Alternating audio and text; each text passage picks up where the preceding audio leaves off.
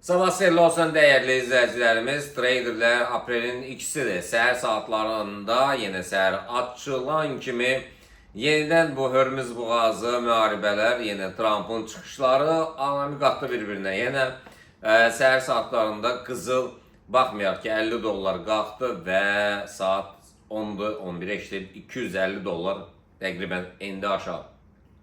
Və hazırki vəziyyətdə yəni 4560'lar 61'lər yüklü dönüş nöqtəsi idi və həmin nöqtəyə toxundu. Təbii ki 250 dollardan bu o demək deyil, yəni bitdi, qalxacaq, yox. Yəni bundan sonra yenə inə biləcək. Yəni 4560'dan aşağı formalaşsa, yəni 4500'lərə qədər hələ yeri var. Nəzərə çatdırım ki, səhər saatlarında biz Telegram siqnal kanalında satış əməliyyatları haqqında biz rolikləri paylaşırıq. YouTube'da da var bu. Hansı nöqtələrdən biz yəni 30 dollarlıq bir eniş gözləyirdik, amma çox sürətli bir enişlərlə qarşılaşdıq. Əslində bizim üçün heç bir fərqi yoxdur. Yəni satış əməliyyatları bizə lazım olan məbləğləri biz həmən oradan sığortalayıb götürürük. Və təbii ki satış əməliyyatlarına sel gəldisə bu müsbət haldır. Dünən siqnal kanalında paylaşdığımız 6 siqnaldan, yəni sonuncu siqnal bütün traderlərə maraq səbəb oldu. 4740'lardan alış əməliyyatları 4790'lara qədər take profit təyin etmişdi. Təbii ki bu uğurla nəticələndi və oradan da yəni korreksiya verdi. Eyni zamanda biz Telegram siqnal kanalında satış əməliyyatlarının 4803'lərdən 4805'lərdən müəyyənləşdirdi. Təbii ki səhər saatlarında bu baş verdi və sürətlə aşağı doğru istiqamətlə davam etdirdi. Alışlar nə vaxt olacaq? Alışlar günün ikinci yarısından sonra alışlar haqqında düşünməyə dəyər. Yəni bu təsadüf edir, bu enişdən sonra, yəni təsadüf dirçəlməsi üçün təsadüf edir 7 saat 3'dən 4'dən sonraya.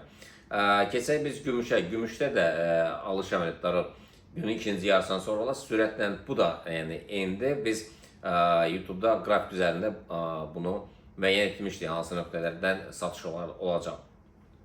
Crude oil gəldi.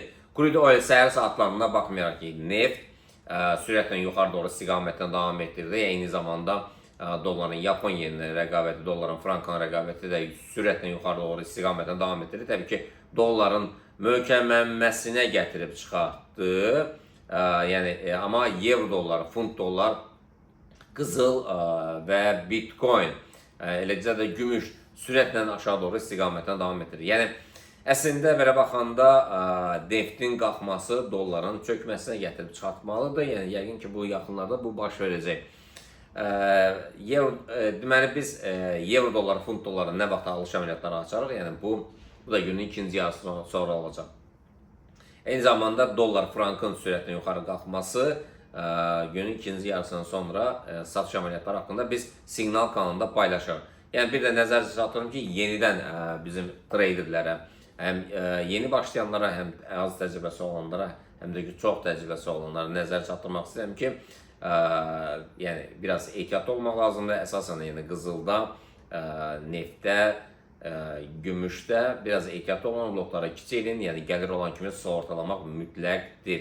Bir əzizlərim, inşallah görüşmək ümidi ilə siqnal kanalına və abunə olun və eyni zamanda YouTube'da da qrafik üzərində biz paylaşanda onlara da diqqət edin. Rəqəmləri, bütün rəqəmləri orada mən açıqlayıram.